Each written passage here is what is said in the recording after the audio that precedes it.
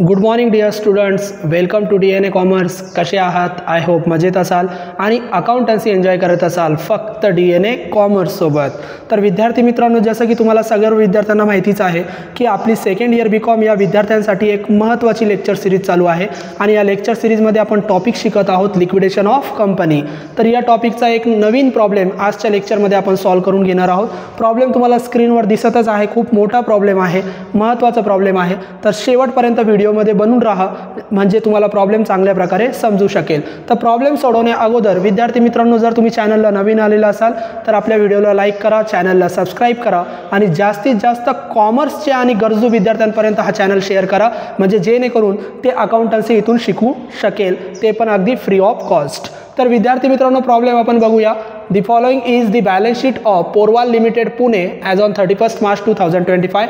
31 मार्चची balance sheet दिलेली आहे आणि सांगितलं इथं कंपनीचं व्हॉलंटरी लिक्विडेशन झालं त्याच तारखेला ॲज ऑन अबाउट डेट. मग ही लिक्विडेशनची डेट आहे 31 मार्च 2025. आता बॅलन्स शीट बघा. शेअर कॅपिटल प्रेफरन्स शेअरचे रेट दिले 8%, तो 8% म्हणजे त्यांचा डिव्हिडंड आहे. इक्विटी शेअर डिबेंचर 6%, डिबेंचरचा रेट म्हणजे डिबेंचरचा interest. Having a floating charge on all assets, ही इन्फॉर्मेशन असते, मुद्दामून ती दिली जाते, तर ही इन्फॉर्मेशन आहे, ते काही सिक्युअर्ड लोन वगैरे नाही. आउटस्टँडिंग डिबेंचरचा अजून एक इंटरेस्ट दिला आउटस्टँडिंग नावाने. त्याच्यानंतर सन्ड्री क्रेडिटर्समध्ये 3 क्रेडिटर्स दिले, अनसेक्युअर्ड, प्रेफरन्शियल आणि एक दिलं लोन बघा. Mortgage of plant and machinery नावाची असेट आपण मॉर्गेज ठेवली. मॉर्गेज, प्लेज, हायपोथिकेशन यांचा अर्थ होतो गहाण ठेवणे, तारण ठेवणे. मग प्लांट अँड मशिनरी गहाण ठेवली आणि 30,000चं लोन घेतलं क्रेडिटर्सकडून. तर त्याच्यासाठी जी असेट गहाण ठेवली त्याला स्टार करा प्लांट अँड मशिनरीला आणि या सन्ड्री क्रेडिटर्सला स्टार करा, याच्यावर लोनची ॲडजस्टमेंट आहे. त्याच्यानंतर कंपनीचं व्हॉलंटरी लिक्विडेशन झालं. ॲरियर्स डिव्हिडंड सांगितला 1 वर्षाचं, असेट रिअलाइज सांगितले आणि काही ॲडिशनल इन्फॉर्मेशन दिली. या पद्धतीने आपण प्रॉब्लेम सोडूया. सगळ्यात महत्त्वाचं या प्रॉब्लेममध्ये 2 नवीन ॲडजस्टमेंट आहे. जी पहिली आहे, in addition to above liabilities the liquidator had to pay ₹900 as repairs bill of plant and machinery. म्हणजे लिक्विडेटरला ₹900 रिपेअरिंगचं बिल द्यावं लागलं प्लांट अँड मशिनरीचं. म्हणजे प्लांट अँड मशिनरी नावाची असेट रिपेअर केली आणि त्याचा रिपेअरिंगचा खर्च आला ₹900, जो त्याला द्यावा लागला. मग द्यावा लागला म्हणजे काय, पेमेंट करावं लागलं. असं जर एक्स्ट्रा खर्च जर असेल तर तो एक्स्ट्रा खर्च विद्यार्थी मित्रांनो कोणत्या पेमेंटमध्ये लिहायचं, तर ते रेकॉर्ड करायचे अनसेक्युअर्ड क्रेडिटर्समध्ये. तर ते आपण अनसेक्युअर्ड क्रेडिटर्समध्ये रेकॉर्ड करणार. आणि शेवटी बघा, लिक्विडेटरनी मेड पेमेंटची डेट दिलेली 30 सप्टेंबर. पेमेंटची डेट जर दिलेली असेल तर त्याच्या आधारे, पेमेंटच्या डेटच्या आधारे आपण इंटरेस्ट कॅल्क्युलेट करतो. कुणाचा? डिबेंचरचा. हा 6%. तर पेमेंटच्या डेटला अंडरलाईन करा 30 सप्टेंबर. आणि येऊया विद्यार्थी मित्रांनो प्रॉब्लेममध्ये. पेमेंट करण्यापूर्वी तुमच्याकडे कॅश असली पाहिजे. कॅश म्हणजे रिसिप्ट साईड. अगोदर रिसिप्ट साईड सोडवा. मग रिसिप्ट साईडला कॅश कुठून येणार? पहिला सोर्स असेटचा बॅलन्स. असेटमध्ये कॅश असेल तर इथं रेकॉर्ड करा. मग असेटला कॅश आहे, कॅश इन हँड, तर रिसिप्टला रेकॉर्ड करा 2 नावाने आपण रेकॉर्ड करतो. 2 कॅश इन हँड. आणि कॅश इन हँड दोन्ही कॉलमला अमाऊंट सेम असणार. किती? 500 दोन्ही कॉलमला सेम. बरं, दुसरा पहिला सोर्स कॅशचा बॅलन्स आपण रेकॉर्ड करतो. दुसरा अजून कॅश कुठून मिळणार? तर कॅश मिळणार आपल्याला असेट रिअलाइज करून. मग दुसरा सोर्स लिहा 2 असेट्स रिअलाइज.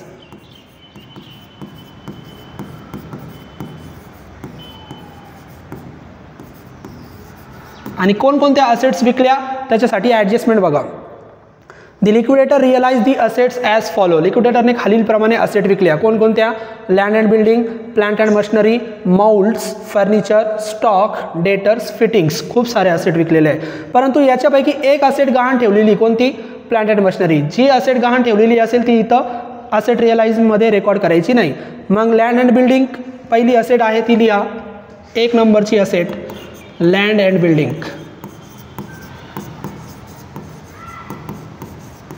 ज्या असेट्स विकल्या त्या तिथून आपण रेकॉर्ड करणार. एस्टिमेटेड व्हॅल्यू म्हणजे बॅलन्स शीटची value. Land and building balance शीटला दिली 25,000. मग इथे एस्टिमेटेड व्हॅल्यूमध्ये लिहा 25,000. रिअलाइज व्हॅल्यू म्हणजे ॲडजस्टमेंटची व्हॅल्यू, विकलेली किंमत. लँड अँड बिल्डिंग कितीला विकली? 50,000, 50,000. लँड अँड बिल्डिंग नंतर प्लांट अँड मशिनरी, तिला स्टार केलं आपण. Plant and machinery he mortgage आहे क्रेडिटरजवळ. मग एखादी असेट जर गहाण ठेवलेली असेल तर ती असेट रिअलाइजमध्ये रिसिप्ट साईडला रेकॉर्ड करायची नाही. आता तुम्हाला माहीत झालं. पुढची ती सोडून द्या, तिच्यावर लोनची ॲडजस्टमेंट सोडवणार आपण. पुढची आहे माउल्ड्स म्हणजे तुमचे जे काही संच वगैरे असतात ते. मग माउल्ड्स अगोदर एस्टिमेटेड व्हॅल्यू बॅलन्स शीटची व्हॅल्यू मोड्सची तुम्ही बघू शकतात 50,000 आणि रिअलाइज व्हॅल्यू म्हणजे ॲडजस्टमेंटची किंमत कितीला विकलं 42,500. मग इथे तुम्ही लिहू शकतात 42,500. त्याच्यानंतर मोल्ड्स नंतर बघा फर्निचर. मग पुढची असेट लिहा तुम्ही इथं फर्निचर 3 नंबर. जितक्या पण असेट विकल्या त्या सगळ्या रेकॉर्ड करायच्या. फर्निचर्स बॅलन्स शीटची किंमत अगोदर लिहा. फर्निचरची बॅलन्स शीटची व्हॅल्यू आहे 10,000 आणि रिअलाइज व्हॅल्यू ॲडजस्टमेंटची किंमत आहे 6,000. फर्निचर नंतर विद्यार्थी मित्रांनो स्टॉक 4 नंबरची असेट आहे स्टॉक. मग स्टॉक बॅलन्स शीटची किंमत अगोदर लिहा 25,000 आणि रिअलाइज व्हॅल्यू ॲडजस्टमेंटला कितीला विकलं 21,000. मग ते रिअलाइज व्हॅल्यूमध्ये ॲडजस्टमेंटची किंमत लिहा. स्टॉक नंतर विद्यार्थी मित्रांनो डेटर्स. मग 5 नंबरच्या असेटचं नाव आहे डेटर्स. डेटर्सची अगोदर बॅलन्स शीटची व्हॅल्यू बघा बुक व्हॅल्यू 12,500 आणि रिअलाइज व्हॅल्यू ॲडजस्टमेंट डेटर्स कितीला विकले 10,500. डेटर्स नंतर विद्यार्थी मित्रांनो फिटिंग्स. मग 6वी असेट आहे फिटिंग्स. फिटिंग्सची बॅलन्स शीटची व्हॅल्यू बघा. फिटिंग्स आहे बॅलन्स शीटला 5,000 एस्टिमेटेडमध्ये लिहा आणि रिअलाइज व्हॅल्यू फिटिंग्सची बघा. फिटिंग्स वर वर्थलेस त्याची व्हॅल्यूच नाही आहे. मग त्याची किंमत दिलेली नसेल तर रिअलाइज व्हॅल्यूमध्ये डॅश करा. नील लिहा किंवा डॅश लिहा. तर एवढ्या 6 असेट्स नाही विकल्या विद्यार्थी मित्रांनो. 7 असेट विकल्या. प्लांट अँड मशिनरीसुद्धा विकली परंतु ती मॉर्गेज आहे म्हणून इथं रेकॉर्ड केली नाही. जेवढ्या असेट रिअलाइज झाल्या त्या सगळ्या आपण रेकॉर्ड केल्या फक्त प्लांट अँड मशिनरी सोडून. हा झाला दुसरा सोर्स. तिसरा सोर्स तुम्हाला जर कॅश कमी पडली तर तुम्ही कॉल करा शेअर होल्डर्सकडून. कधी कमी पडली तर पेमेंटसाठी. तर जेव्हा कमी पडेल तेव्हा वापरायचं, आत्ता नाही. तर आता काय करायचं सगळी कॅश तुमच्याकडे किती आली रिअलाइज व्हॅल्यू टोटल करायची कॅल्क्युलेटरवर 500 50,000 42,500 या सगळ्यांची टोटल करा आणि एका साईडला लिहून ठेवा. मग एका साईडला आपण इथं लिहूया. कॅल्क्युलेटरवर जर तुम्ही केली तर ती येते 1,30,500. मी स्टेटमेंटवर तुम्हाला स्क्रीनवर दिसावं म्हणून इथं लिहिलं. तुम्ही प्रॉब्लेमच्या खाली लिहा 1,30,500 आणि माझ्यासोबत प्रॉब्लेम सोडवत चला. 1,30,500 एवढी कॅश आहे. ठीक आहे. आता एवढी कॅश आली याच्यातून काय करायचं पेमेंट. मग पेमेंट करताना हे 8 पेमेंट तुम्हाला माहीत पाहिजे. मग पहिला पेमेंट कोणता लीगल चार्जेस. मग लीगल चार्जेस आपण पूर्ण प्रॉब्लेम वाचला. लीगल चार्जेसची इन्फॉर्मेशनच दिली नाही. मग एखाद्या पेमेंटची इन्फॉर्मेशन नसेल तर देऊ नका, सोडून द्या, कॅन्सल. देऊ नका कारण इन्फॉर्मेशन नाही. पुढचं पेमेंट द्या रेम्युनरेशन. मग या प्रॉब्लेममध्ये पेमेंटची सुरुवात आपण बाय शब्दाने करतो. मग इथे लिहा बाय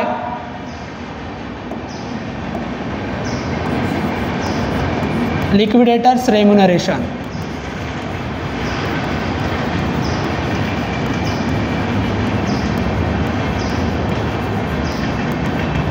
लिक्विडेटरचं रेम्युनरेशन आपल्याला द्यायचं आहे. तर लिक्विडेटरचं रेम्युनरेशन वेगवेगळ्या प्रकारे देतात. ॲडजस्टमेंट वाचायची आणि तसं रेम्युनरेशन द्यायचं. इथे तुम्ही प्रॉब्लेममध्ये ॲडजस्टमेंट बघू शकतात. The liquidator is entitled to a remuneration at 2% on asset realise. 2% asset रिअलाइजवर. मग लिहा 2% ऑन असेट्स रिअलाइज.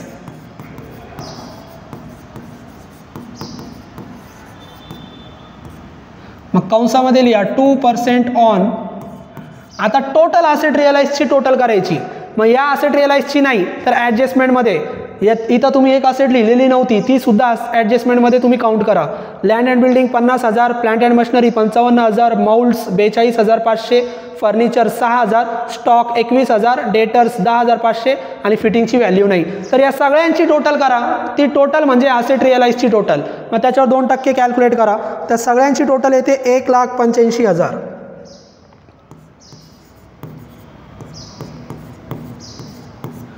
आणि 1,85,000 वर किती टक्के काढायचे 2%.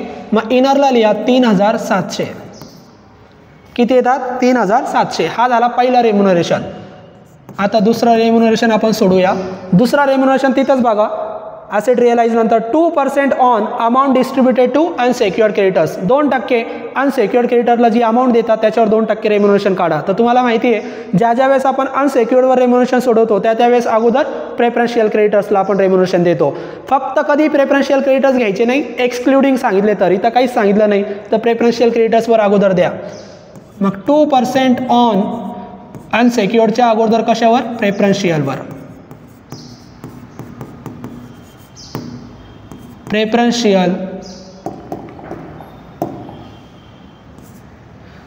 Preferential creditors. मग इथं कंसामध्ये लिहा 2% ऑन प्रेफरन्शियलची किंमत दिलेली बघा 3100. 3100 वर 2% काढायचे म्हणजे किती आले? 62. आणि आता द्या अनसेक्युअर्ड क्रेडिटर्सवर तेवढेच 2% ऑन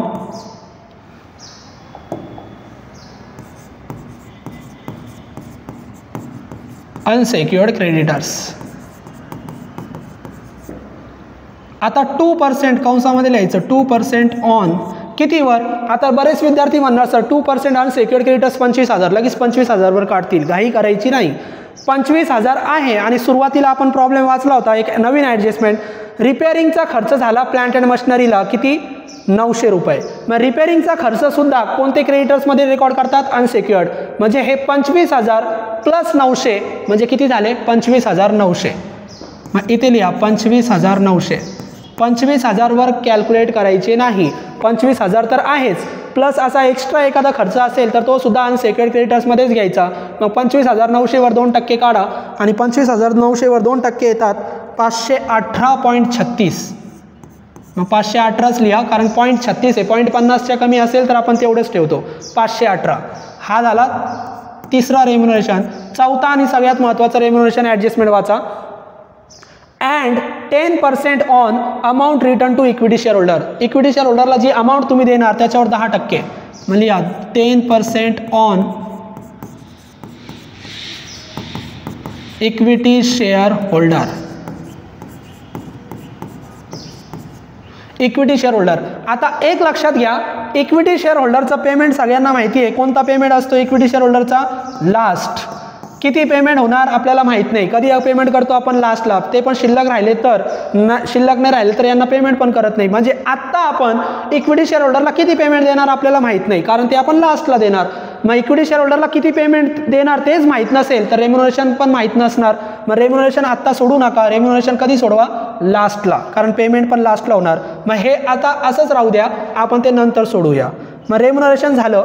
रेम्युनरेशन नंतरचा पुढचा पेमेंट कोणता द्यायचा? Liquidation expenses. मग द्या नवीन पेमेंट म्हणजे बायने सुरुवात करा. By liquidation expenses. आणि एक्सपेन्सेस प्रॉब्लेममध्ये दिले जातात. मग लिक्विडेशन एक्सपेन्सेस प्रॉब्लेममध्ये बघा, लिक्विडेशन एक्सपेन्सेस ₹2730. डायरेक्ट आउटरला लिहा 2730. बरं, एक्सपेन्सेस नंतर कोणता पेमेंट देतात? ऑर्डर ऑफ पेमेंट पाठ करा. 8 पेमेंट असतात प्रेफरन्शियल क्रेडिटर्स. या सिक्वेन्सने पेमेंट द्यायचं. म्हणजे या बाय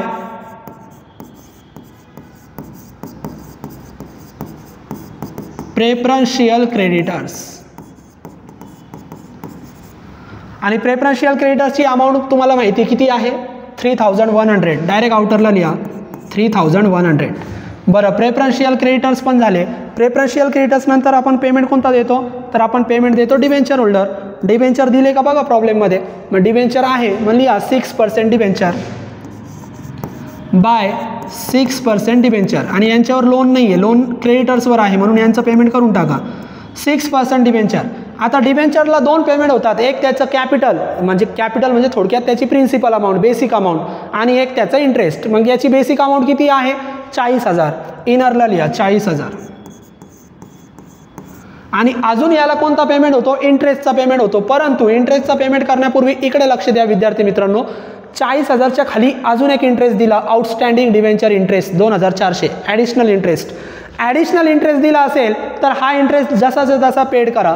मग लिहा 1 नंबरचा आउटस्टँडिंग इंटरेस्ट. कोणता इंटरेस्ट आहे? आउटस्टँडिंग. किती आहे तो? 2400. इनरला लिहा. आता बरेच विद्यार्थी काय म्हणतील, सर डिबेंचरला आपण 2 पेमेंट करतो, एक त्याची बेसिक अमाऊंट आणि एक त्याचं इंटरेस्ट, झाले पेमेंट? नाही झाले. हा इंटरेस्ट तुम्ही सोडवलेला नाही, हा इंटरेस्ट इथंच दिलेला होता म्हणून तो लिहिला. तुम्हाला पर्सेंटेजचा इंटरेस्ट सोडवायचा आहे, हा 6%, हा जो दिला ना 6% तो सोडवायचा आहे. आणि तो इंटरेस्ट सोडवण्यासाठी मग इथं लिहा नंबर 2 6% इंटरेस्ट. हा इंटरेस्ट तुम्हाला सोडवायचा. लायबिलिटीला एखादा इंटरेस्ट दिला तर तो आहे तसाच लिहा, जसा तसा, आणि हा इंटरेस्ट सोडवा. मग कंसामध्ये लिहा 6% ऑन अमाऊंट किती? 40,000. 40,000 वर काढायचे. आता फॉर किती? 1 वर्ष, 2 वर्ष, 5 महिने, 2 महिने, 4 महिने, 6 महिने, किती महिने, किती वर्ष? तर डिबेंचरचा इंटरेस्ट विद्यार्थी मित्रांनो आपण कसं कॅल्क्युलेट करतो तुम्हाला माहिती आहे. डिबेंचरचा इंटरेस्ट तेव्हाच कॅल्क्युलेट करायचा जेव्हा पेमेंटची डेट दिली जाईल, आणि लिक्विडेशनची डेट आणि पेमेंटची डेट या 2 तारखावरून तो इंटरेस्ट काढायचा. आपण भरपूर प्रॉब्लेम याचे घेतले, तोंडी काढता आलं पाहिजे, परंतु तुम्हाला समजावं म्हणून परत एकदा तुम्हाला दाखवतो, कारण आपल्या चॅनलचाच उद्देश आहे आपल्याला अकाउंटन्सी सिंपल बनवायची. मग लिक्विडेशनची डेट अगोदर लक्षात घ्या. लिक्विडेशनची डेट काय? 31 मार्च 2025 लिक्विडेशनची. तिथून त्या तारखेपासून पेमेंटच्या तारखेपर्यंत, मग पेमेंटच्या तारखेला आपण अंडरलाईन केली किती? 30 सप्टेंबर, म्हणजे 30/9/2025 पर्यंत. हा फक्त पिरियड काउंट करायचा. मग 31 मार्च ते 30 सप्टेंबर किती टाईम होतो? 31 मार्च, मार्च संपलं, एप्रिल, मे, जून, जुलै, ऑगस्ट आणि सप्टेंबर, 30 म्हणलं म्हणजे 30 सप्टेंबर पूर्ण घ्या, 6 महिने. किती होतात? 6 महिन्याचा इंटरेस्ट काढायचा आहे. मग तुम्ही किती टक्के इंटरेस्ट काढताय? 6%. कितीवर? 40,000 वर, त्याच्या अमाऊंटवर. मग 6% 40,000 वर जर काढले तर किती येतात? 2,400. आलेलं उत्तर किती वर्षाचं असतं? 1 वर्षाचं असतं. आपल्याला 1 वर्षाचं नको आहे, आपल्याला किती महिन्याचं पाहिजे? 6 महिन्याचं. मग निम्मे करायचे. 1 वर्षाला 2400, तर 6 महिने म्हणजे त्याचे निम्मे, म्हणजे किती आले? 1200. माहिती लिहा फॉर 6 मंथ. 6 महिन्याचंच काढा आणि ते किती आले? 1200. 2400चे निम्मे. किंवा तुम्ही असं पण करू शकता, 2400 आले 1 वर्षाचे म्हणजे 12 महिन्याचे.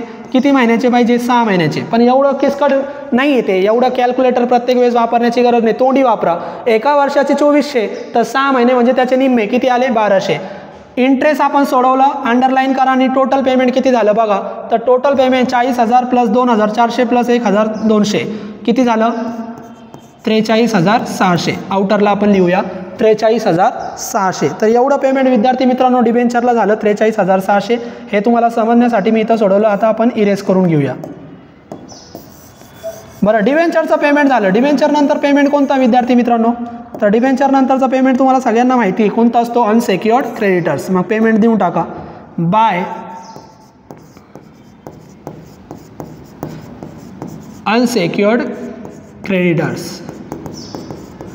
अनसेक्युअर्ड क्रेडिटर्स किती दिले प्रॉब्लेममध्ये? 25,000. इनरला लिहा. का बरं इनरला लिहिले? कारण याच्यामध्ये अजून एक अमाऊंट घ्यायची. कोणती? रिपेअरिंगचं बिल. रिपेअरिंगचं बिल अनसेक्युअर्ड क्रेडिटर्समध्येच लिहा. मग लिहा ॲड रिपेअर बिल ऑफ कोणत्या ॲसेटचं रिपेअरिंगचं बिल आहे? Plant and machinery. तर कंसामध्ये लिहूया प्लांट अँड मशिनरी. शॉर्टमध्ये लिहिते मी प्लांट अँड मशिनरी. किती बिल आहे? 900. ॲड करा आणि टोटल अनसेक्युअर्ड क्रेडिटर्स किती झाले? 25,900. इथपर्यंत बिल झालं. आता याच क्रेडिटरवर कोणती ॲडजस्टमेंट आहे? लोनची ॲडजस्टमेंट आहे. तर लोनची ॲडजस्टमेंट सोडवा. तर लोनची ॲडजस्टमेंट तुम्हाला माहिती आहे, लोनची ॲडजस्टमेंट एक तर रिसिप्टला इफेक्ट होऊ शकतो किंवा पेमेंटला. ते डिपेंड आहे ती असेट जी गहाण ठेवली ती कितीला विकली, लोनपेक्षा जास्त का कमी. तर आपण परत एकदा ती असेट सोडूया. मला सांगा लोन कुणाकडे होतं? क्रेडिटर्सकडे लोन होता. कितीचा लोन होता? समजण्यासाठी परत तुम्हाला सांगतो कितीचा लोन होता. मॉर्गेज 30,000चा लोन घेतला.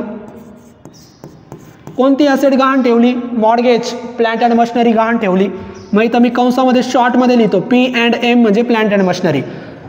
आणि जी असेट गहाण ठेवली त्याची फक्त सेलिंग प्राइस, विकलेली किंमत बघायची. मग प्लांट अँड मशिनरी इथं ॲडजस्टमेंटमध्ये बघा 55,000ला विकली. कोणती किंमत घ्यायची? सेल प्राइस घ्यायची. किती? 55,000. बस एवढ्या 2 किमती मिळाल्या की लगेच सोडवायचं.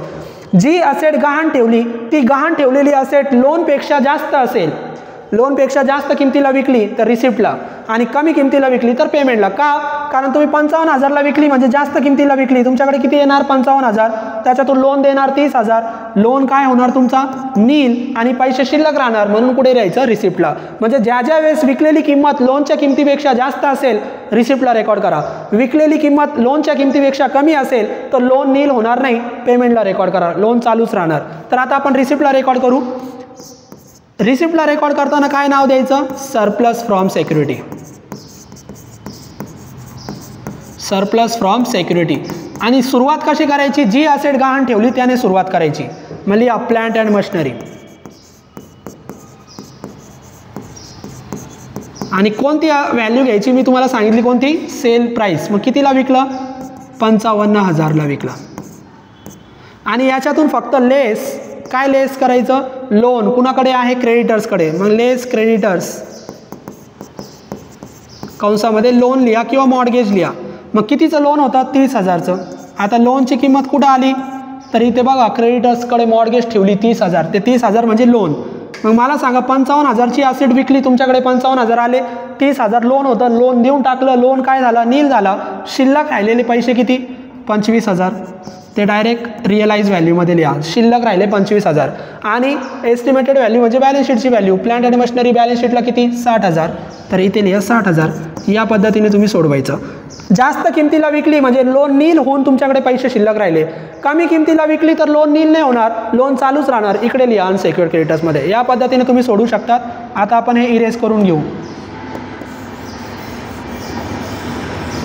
आता पुढचं अनसेक्युअर्ड क्रेडिटरचं पेमेंट झालं. प्रॉब्लेममध्ये या अनसेक्युअर्ड क्रेडिटरचं पेमेंट झाल्यानंतर मी तुम्हाला काय सांगत असतो की बॅलन्स चेक करा.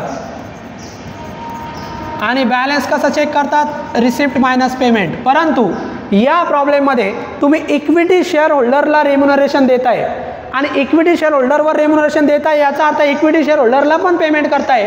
कॉमन सेन्सचा भाग आहे. इक्विटी शेअर होल्डरचं रेम्युनरेशन जर सांगितलं तर याचा अर्थ यांना सुद्धा पेमेंट होणारच आहे. मग यांना पेमेंट होणार आहे म्हणून बॅलन्स चेक करण्याची गरज नाही, बॅलन्स कमी पडणारच नाही. मग यांना सुद्धा पेमेंट होणार आहे म्हणून इथपर्यंत पेमेंट करून टाका. मग प्रेफरन्स शेअर होल्डरचं पण पेमेंट करा आणि प्रेफरन्स शेअर होल्डरचं पेमेंट केल्यानंतर मग इथं बॅलन्स चेक करा. म्हणजे बॅलन्स जर कुठे चेक करायचं असेल रिसिप्ट मायनस पेमेंट तर ते कुठं चेक करायचं? प्रेफरन्स शेअर होल्डरच्या पेमेंट नंतर. कधी? जेव्हा इक्विटी शेअर होल्डरचं रेम्युनरेशन सांगितलं तेव्हा. इक्विटी शेअर होल्डरचं रेम्युनरेशन नाही सांगितलं तर इथं बॅलन्स चेक करायचं क्रेडिटर्स नंतर. परंतु रेम्युनरेशन सांगितलं म्हणजे यांना पण पेमेंट होणार तर इथं बॅलन्स चेक करा, प्रेफरन्स शेअर होल्डरला पेमेंट द्या. मग इथे लिहा बाय, पुढचं पेमेंट देऊन टाकू आपण. By preference share holder. आणि यांना दोन पेमेंट देतात, सगळ्यांना माहिती आहे. एक त्यांना डिव्हिडंड देतात आणि एक त्यांना कॅपिटल देतात. पहिला डिव्हिडंड. डिव्हिडंड म्हणजे त्यांचा रेट किती? 8%, 8% डिव्हिडंड. आणि तो तुम्हाला कॅल्क्युलेट करायचा असतो. मग कंसामध्ये लिहा 8% ऑन त्यांच्या अमाऊंटवर. त्यांची अमाऊंट किती? 50,000. 50,000वर 8% काढा. फॉर किती टाईमसाठी, किती पिरियडसाठी? त्याच्यासाठी डेट बघा. पहिलीच ॲडजस्टमेंट बघा. Preference dividend was in arrears for 1 year. एका वर्षासाठी ॲरियर्स आहे, एका वर्षासाठी थकलेला आहे. मग एका वर्षासाठी फॉर 1 इयर. मग 8% 50,000वर काढले तर किती येतात? 8×45 4,000. आणि आलेलं उत्तर एका वर्षाचंच असतं, याला गुणायची गरज नाही कारण एका वर्षाचंच उत्तर आहे 4,000. मग एका वर्षाचे आपल्याला मिळाले किती? 4,000. व्यवस्थितपणे लिहून घेऊ आपण. 50,000वर जर काढले तर किती येतात? 4,000. आणि ते उत्तर एकाच वर्षाचं आहे आणि आपल्याला एकाच वर्षाचं पाहिजे. आता पुढे इन्फॉर्मेशन दिली जाते फक्त, ते तुम्हाला मुद्दामून. 1 year and as per the articles of the company it was to be paid. कंपनीच्या आर्टिकल्सनुसार ते पेड करा. केलं ना पेड? बरं, डिव्हिडंड झालं. डिव्हिडंड नंतर अजून एक पेमेंट कोणतं देतात? प्रेफरन्स शेअरचं कॅपिटल. नंबर 2 प्रेफरन्स कंसामध्ये शॉर्टमध्ये लिहितो मी प्रेफरन्स शेअर कॅपिटल. आणि कॅपिटल सोडवण्याची गरज नाही, कॅपिटलची अमाऊंट आहे इथं दिलेली. किती आहे? 50,000. मग 50 आणि हे 4 टोटल आउटरला लिहा 54,000. टोटल पेमेंट झालं 54,000. बरं, आता आपण जागा फक्त ॲडजस्ट करू थोडीशी. सोडवण्यासाठी. 54,000 पेमेंट झालं, प्रेफरन्स शेअर होल्डरचं पेमेंट झालं. आता काय चेक करा, बॅलन्स चेक करा. मग बॅलन्स चेक करण्यासाठी अगोदर आपण इथं साईडला लिहून ठेवले होते रिसिप्ट. इथपर्यंत आपल्याकडे किती होते, 1,30,500. त्याच्यानंतर हे 25,000 पण आपल्याकडे आले. मग हे 25,000 तुमच्याकडे आले तर अगोदर याच्यात ॲड करा. किती आले होते, 25,000. कशातून, लोनमधून शिल्लक राहिलेले. मग 1,55,500 एवढं तुमच्याकडे काय आहे, कॅश आहे. एवढी कॅश आहे, याच्यातून पेमेंट लेस करा. पेमेंट वजा करा. मग पेमेंट म्हणजे काय, तर आउटरला जे झालेले पेमेंट. मग पेमेंट बघा कोणकोणते झाले, तर विद्यार्थी काय करतील, फक्त एवढेच आउटरची टोटल करतील. एवढे पेमेंट नाही झाले, हे पण पेमेंट झाले रेम्युनरेशनचे 3,762 आणि 518. फक्त यांचं पेमेंट नाही झालं, त्यांची अमाऊंट नाही माहीत म्हणून नाही झालं. पण हे कॅल्क्युलेट करा, 3,762, 518, 2730, 3,100, 43,600, 25,900 आणि 54,000 सगळ्यांची टोटल करा आणि सगळे मिळून किती पेमेंट होतं मला सांगा. कॅल्क्युलेटरवर तुम्ही करू शकतात. मग सगळं मिळून टोटल होतात 1,33,610. पेमेंट किती झालं, तुमच्याकडे कॅश होती त्याच्यातून पेमेंट वजा केलं आत्तापर्यंत झालेलं पेमेंट. आणि तुमच्याकडे शिल्लक किती राहिले, तर शिल्लक राहिले 21,890. कॅल्क्युलेटरवर तुम्ही चेक करू शकतात. हा एवढा बॅलन्स शिल्लक राहिला. किती शिल्लक राहिला, 21,890. आणि इथपर्यंत पेमेंट केलं. आता यांना पेमेंट द्या. म्हणजे बाय नवीन पेमेंट म्हणजे बाय इक्विटी शेअर होल्डर्स.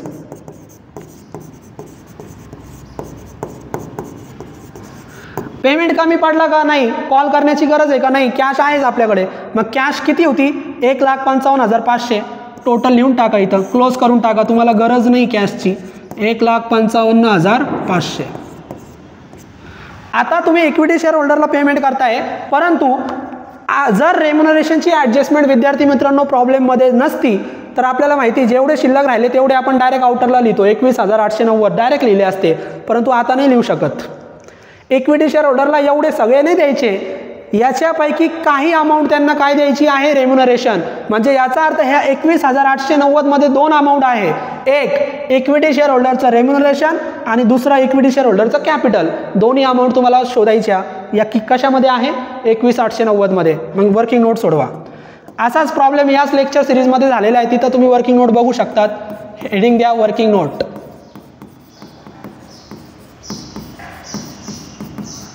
आणि कोणती सोडवत आहे, रेम्युनरेशन. किती टक्के, 10% remuneration.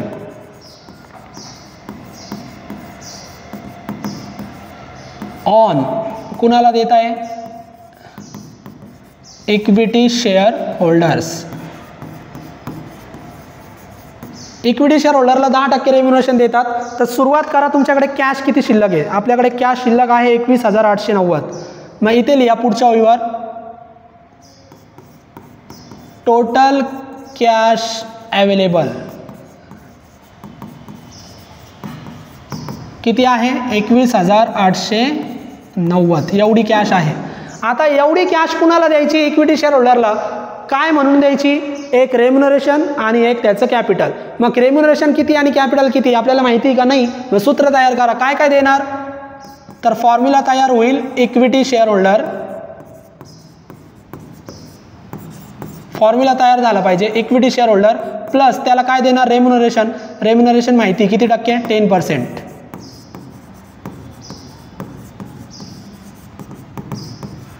Is equal to total payment. Total काय, पेमेंट. तर विद्यार्थी मित्रांनो समजून घ्या, रेम्युनरेशन आपल्याला माहिती आहे, रेम्युनरेशन किती आहे, 10. टोटल पेमेंट पण आपल्याला माहिती आहे, टोटल पेमेंट आपण एवढं करणार. आपल्याला काय कोणती अमाऊंट माहीत नाही आहे, इक्विटी शेअर होल्डरला किती द्यायची ते माहीत नाही. मग जी अमाऊंट तुम्हाला माहीत नाही त्याला 100 माना. मग इक्विटी शेअर होल्डरला जी अमाऊंट देणार त्याला किती मानणार, 100. प्लस रेम्युनरेशन किती, 10. आणि इज इक्वल टू 100 + 10 किती झाले, 110. आणि 110 म्हणजेच किती, टोटल पेमेंट 21,890. 110 म्हणजेच 21,890.